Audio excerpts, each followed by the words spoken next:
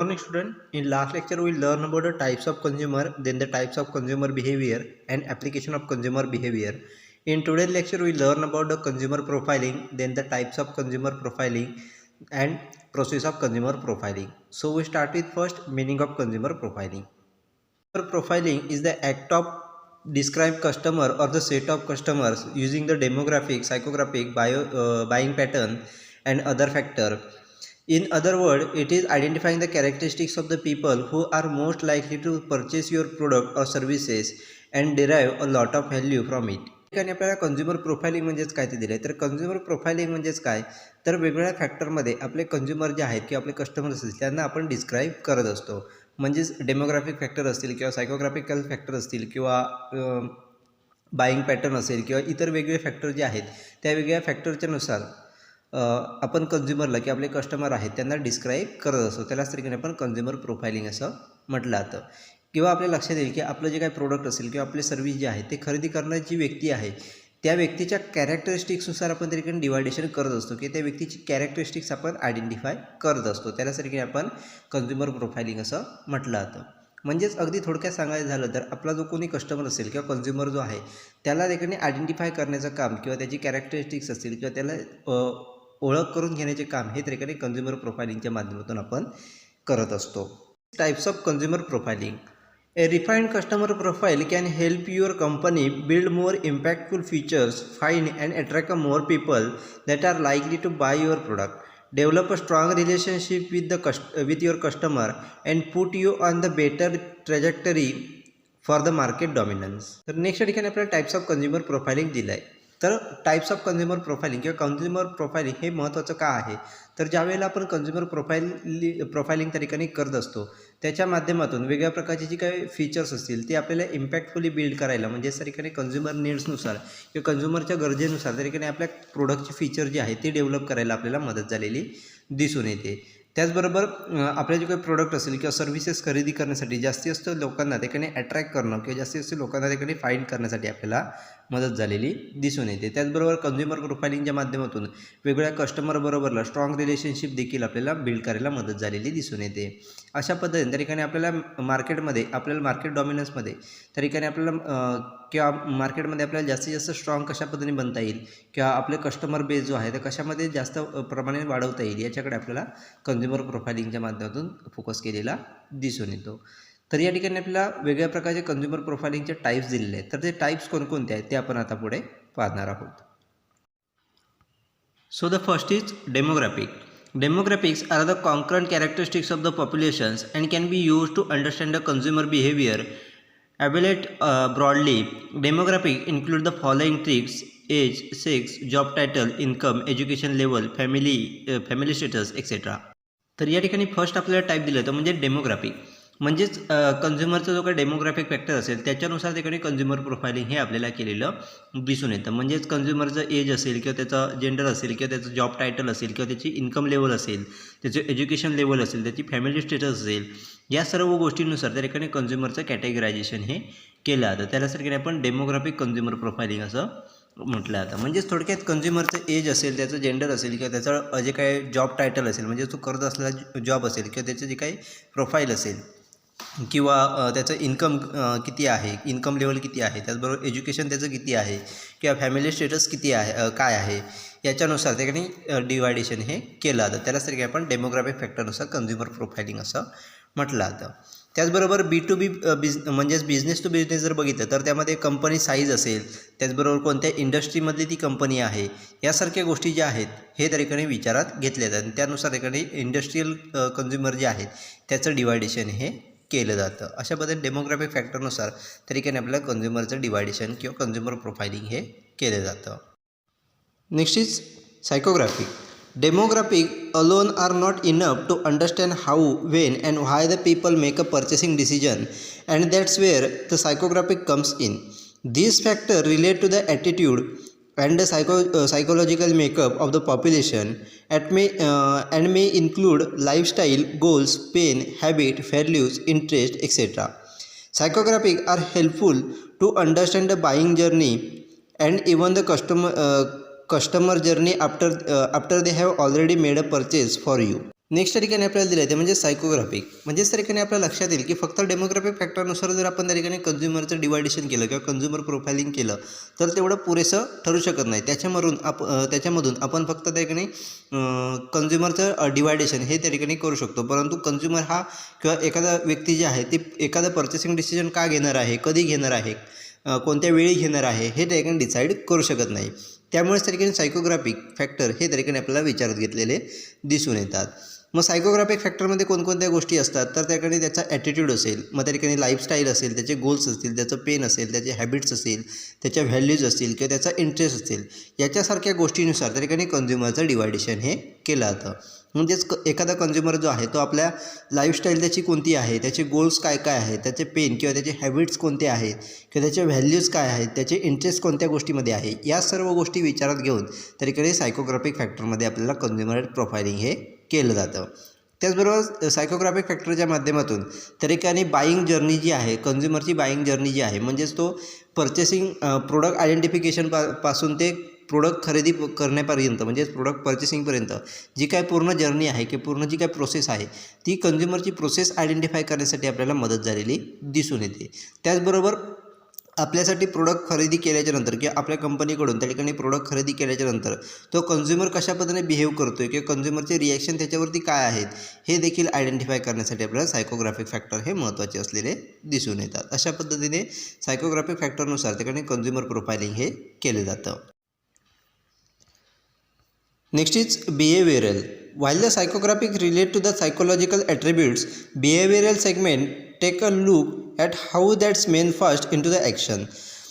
You may consider the segmenting by the engagement, reading, readiness to buy, purchasing history, product usage, satisfaction, loyalty or account age, and attention required.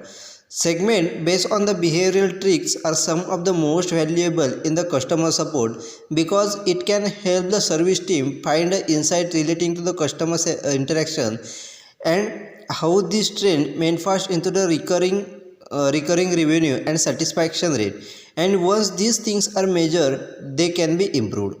Next आपल्याला दिलं आहे behavioural. म्हणजे सायकोग्राफिक नंतर त्या ठिकाणी आपल्याला next part दिला आहे तो म्हणजेच बिहेवियरल फॅक्टर. तर बिहेवियरल फॅक्टरमध्ये कोणकोणत्या गोष्टी विचारात घेतल्या जातात तर त्या ठिकाणी एंगेजमेंट म्हणजेच ती व्यक्ती कोणत्या कोणत्या गोष्टीबरोबर एंगेज आहे, त्याचबरोबर त्याची एखादी गोष्ट बाय करण्यासाठी तो रेडी आहे की नाही, किंवा आपलं प्रोडक्ट असेल किंवा सर्व्हिस जी आहे ती खरेदी करण्यासाठी तो रेडी आहे की नाही, त्या व्यक्तीची पर्चेसिंग हिस्ट्री म्हणजेच तो कोणकोणत्या गोष्टी पर्चेस करण्यासाठी जास्त फोकस करतो आहे मग त्याची पर्चेसिंग हिस्ट्री असेल. त्याचबरोबर प्रोडक्ट यूज म्हणजेच तो कोणकोणत्या पद्धतीचे प्रोडक्ट, ब्रँडेड प्रोडक्ट यूज करतो आहे का लोकल प्रोडक्ट यूज करतो आहे, मग या गोष्टीचा विचार त्याकडे केला जातो. त्याच्यानंतर त्याची सॅटिस्फॅक्शन लेवल म्हणजेच तो यूज करत असलेल्या प्रोडक्टची सॅटिस्फॅक्शन लेवल असेल किंवा आपलं प्रोडक्टपासून तो किती प्रमाणात सॅटिस्फाईड आहे या गोष्टीनुसार त्याकडे आपल्याला डिवायडेशन हे केलं जातं. त्याचबरोबर लॉयल्टी असेल किंवा अकाउंटेज असेल म्हणजेच त्या ठिकाणी तो आपल्या ब्रँडबरोबर किंवा इतर ब्रँडबरोबर किती प्रमाणात लॉयल आहे त्याच्यानुसार क्लासिफिकेशन केलं जातं. त्याच्यानंतर अटेन्शन रिक्वायर्ड म्हणजेच त्याचं अटेन्शन किती आहे या सर्व गोष्टीनुसार त्या ठिकाणी आपल्याला क्लासिफिकेशन हे केलं जातं. त्यालाच त्या ठिकाणी आपण बिहेवियरल फॅक्टर असं प्रोफायलिंग असं म्हटलं जातं.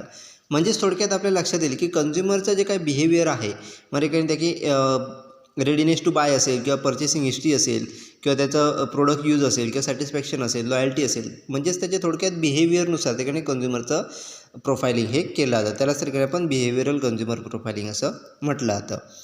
तर बिहेवियरल फॅक्टरनुसार ठिकाणी कन्झ्युमर प्रोफायलिंग केलं जातं. ते आपल्याला जास्तीत जास्त उपयोग हा ठिकाणी वेगळ्या प्रकारचे जे काही सपोर्ट टीम असतील किंवा आपल्या कस्टमर सपोर्ट सर्व्हिस टीम असेल त्याला किंवा सर्व्हिस टीम असतील त्यांच्यासाठी आपल्याला महत्त्वाचं असलेलं दिसून येतं. कारण का तर अशा प्रकारचे जे कस्टमरकडून त्या ठिकाणी जास्तीत जास्त इन्फॉर्मेशन ही त्या ठिकाणी आपल्याला मिळालेली दिसून येते किंवा इंटरॅक्शन जे आहे ते मोठ्या प्रमाणात आपल्याला झालेलं दिसून येतं. आणि त्याच्या माध्यमातून आपल्याला कोणकोणते प्रोडक्टमध्ये चेंज केले पाहिजेत किंवा सर्व्हिसमध्ये कशा पद्धतीने चेंज केले पाहिजे जेणेकरून कस्टमर सॅटिस्फॅक्शन आपण देऊ शकतो किंवा कस्टमरला आपण जास्तीत जास्त अट्रॅक्ट करू शकतो हे आयडेंटिफाय करण्यासाठी आपल्याला मदत झालेली दिसून येते. त्यामुळे बिहेवियरल कन्झ्युमर प्रोफायलिंग हे आपल्याला कस्टमर सपोर्टसाठी किंवा सर्व्हिस टीमसाठी महत्त्वाचं असलेलं आपल्याला दिसून येतात. Next is geographic. Geographical factor are the relevant any time locations are affected how consumer interact with the brand or receive their product. Here the popular way to segment based on the geography, city, area, region, country, etc. Gaining an insight based on the geography can help how your organizations think through the logistics, support, implementations and marketing. म्हणजेच next आपल्याला factor दिला आहे तो म्हणजे geography. तर त्या ठिकाणी consumer profiling हे त्याच्या जिओग्राफिकल एरियानुसार त्या ठिकाणी आपल्याला सेगमेंटेशन हे किंवा डिवायडेशन हे केलेलं आपल्याला दिसून येतं. मग त्या ठिकाणी सिटी असेल, एरिया असेल किंवा स्पेसिफिक रिजन असेल किंवा स्पेसिफिक कंट्रीनुसार त्या ठिकाणी आपल्याला कन्झ्युमरचं प्रोफाइलिंग हे केलं जातं. तर अशा प्रकारचं कन्झ्युमर प्रोफाइलिंग हे महत्त्वाचं का असतं, तर आपल्या कंपनीचं जे काही लॉजिस्टिक सप्लाय असेल किंवा प्रोडक्टचा सप्लाय असेल म्हणजे लॉजिस्टिक सर्व्हिस असेल किंवा वेगळ्या प्रकारचे जे काही सपोर्ट इम्प्लिमेंटेशन असेल किंवा आपलं मार्केटिंग असेल ते किती प्रमाणात स्ट्रॉंग आहे हे आयडेंटिफाय करण्यासाठी जिओग्राफिकल कन्झ्युमर प्रोफाइलिंग हे महत्त्वाचं असलेलं आपल्याला दिसून येतं. अशा पद्धतीने वेगवेगळ्या टाईप्समध्ये कन्झ्युमर प्रोफाइलिंग हे केलं जातं. त्यामध्ये जिओग्राफिकली कन्झ्युमर प्रोफाइलिंग असेल, त्याचबरोबर बिहेवियरल असेल, त्याचबरोबर सायकोग्राफिक असेल अँड डेमोग्राफिक असेल. अशा प्रकारे वेगवेगळ्या टाईपमध्ये त्या ठिकाणी आपल्याला कन्झ्युमर प्रोफाइलिंग हे केलं जातं. Next is how to create customer profile. म्हणजेच कस्टमर प्रोफाईल असेल किंवा कन्झ्युमर प्रोफाइलिंग असेल ते आपण कशा पद्धतीने करू शकतो. मग त्यामध्ये स्टेप्स कोणकोणत्या आहेत, त्या 8 स्टेप्स या ठिकाणी आपल्याला दिलेल्या आहेत. मी या 8 स्टेपमध्ये कोणकोणत्या गोष्टी केल्या आहेत त्या आपण आता पुढे पाहणार आहोत. So the first is focus on the problem that your business is trying to solve. If you have a new business, focus on the problem you are trying to solve and identify the type of people who face this challenge. If you have an existing customer base, it's key to take a close look at your current user and their behavior. म्हणजेच first या ठिकाणी step आपल्याला दिली आहे ती म्हणजेच focus on the problem that your business is trying to solve. म्हणजेच आपल्या बिझनेसच्या माध्यमातून किंवा आपल्या प्रोडक्ट असेल किंवा सर्व्हिसच्या माध्यमातून असेल आपण कोणता प्रॉब्लेम त्या ठिकाणी सॉल्व करणार आहोत किंवा कन्झ्युमरची कोणती नीड जी आहे ती आपण फुलफिल करणार आहोत ती फर्स्ट स्टेपमध्ये आपण आयडेंटिफाय करत असतो. म्हणजेच आपण जर न्यू बिझनेस असेल, आपला जर न्यू बिझनेस असेल तर न्यू बिझनेसच्या माध्यमातून आपण जे काही न्यू प्रोडक्ट असेल किंवा न्यू सर्व्हिस जी काही डेव्हलप केलेली असेल त्या सर्व्हिस किंवा प्रोडक्टच्या माध्यमातून आपण कन्झ्युमरचा कोणता प्रॉब्लेम त्या ठिकाणी सॉल्व करणार आहोत किंवा कन्झ्युमरची कोणती नीड जी आहे ती आपण सॉल्व करणार आहोत ती त्या ठिकाणी आयडेंटिफाय केली जाते. आणि ती आयडेंटिफाय केल्याच्या नंतर तो प्रॉब्लेम फेस करणारी लोक किती आहेत किंवा तो प्रॉब्लेम जो आहे किंवा ती जी नीड आहे ती कोणकोणत्या व्यक्तींची नीड आहे ते त्या ठिकाणी आयडेंटिफाय केलं जातं. म्हणजे थोडक्यात त्या ठिकाणी आपल्या बिझनेसच्या माध्यमातून किंवा प्रोडक्टच्या माध्यमातून कोणता प्रॉब्लेम आपण त्या ठिकाणी सॉल्व केला जातो आणि तो प्रॉब्लेम कोणकोणती लोकं त्या ठिकाणी फेस करत आहेत हे त्या ठिकाणी आयडेंटिफाय केलं जातं. जर आपला एक्झिस्टिंग कस्टमर बेस असेल तर त्यामध्ये आपण त्या ठिकाणी करेक्ट युजर कोण आहेत म्हणजे आपल्या प्रोडक्टचा करेक्ट यूज कोण करतं आहे म्हणजेच आपल्या जो काही पूर्ण कस्टमर बेस आहे त्यामधले ॲक्च्युअल कोणाला गरज आहे आपल्या प्रोडक्टची हे त्या ठिकाणी आपण फर्स्ट स्टेपमध्ये आयडेंटिफाय करत असतो. Next is review your customer journey map. A customer journey map is a document that outlines every touch point a customer must pass through to achieve the goal with your company. While this take a time to complete, they point a detailed picture of who's buying your product or and interacting with your brand. But you don't need to complete a customer journey map to create a customer profile. Simply thinking about the customer journey will help you to understand who's you are trying to reach. म्हणजेच next आपल्याला step दिली आहे ती म्हणजेच review your customer journey map.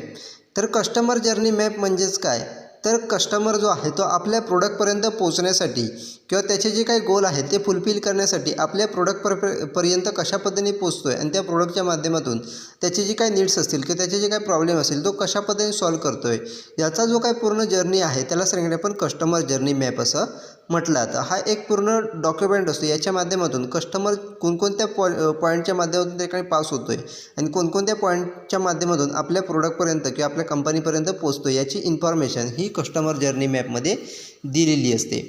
आणि याच्या माध्यमातून त्या ठिकाणी आपल्याला कोणकोणते व्यक्ती किंवा आपल्या प्रोडक्टचे बायर कोण आहेत किंवा कोण आपलं प्रोडक्ट ते बाय करतं आहे हे त्या ठिकाणी आपल्याला आयडेंटिफाय करण्यासाठी त्याचं डिटेल पिक्चर मिळवण्यासाठी आपल्याला कस्टमर जर्नी मॅपची मदत झालेली दिसून येते.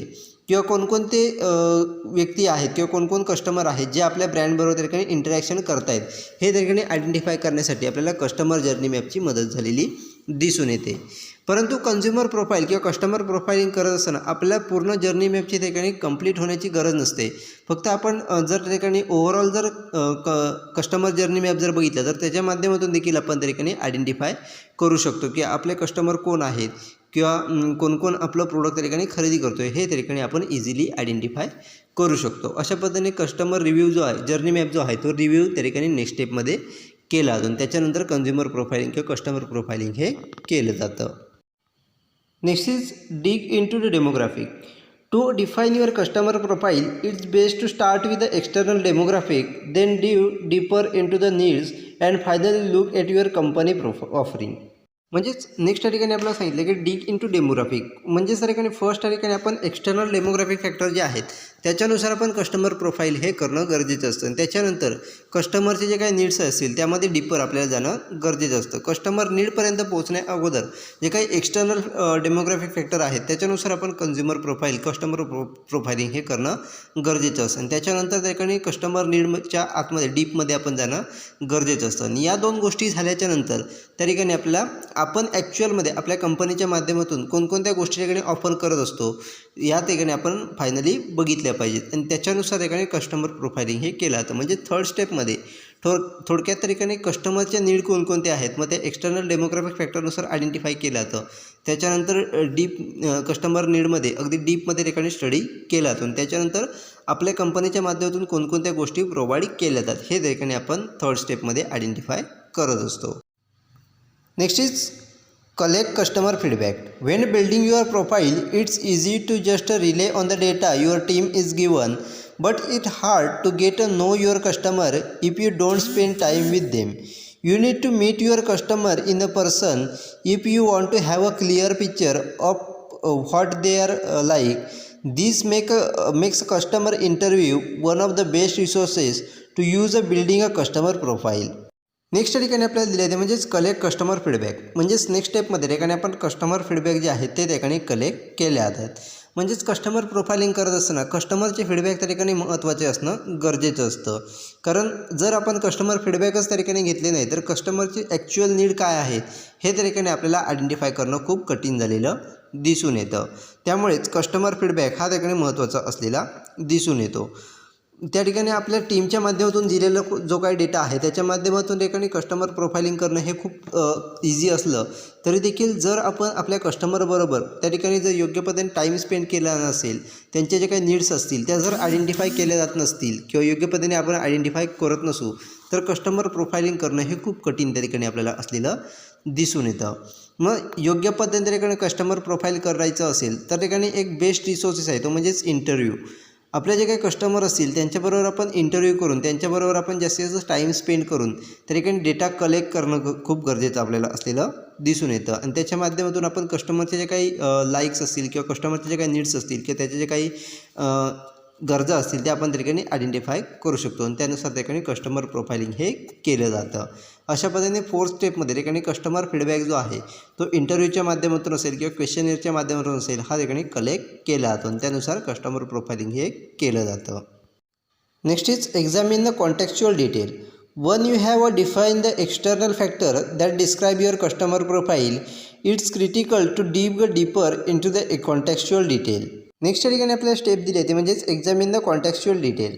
म्हणजेच एकदा का आपण एक्सटर्नल फॅक्टर जे आहेत कन्झ्युमर प्रोफाईलिंगचे ते जर एकदा डिस्क्राईब केले की त्याच्यानंतर आपल्याला कॉन्टेक्च्युअल डिटेल जे आहे ते एक्झामिन करणं खूप कठीण झालेलं आपल्याला दिसून येतं.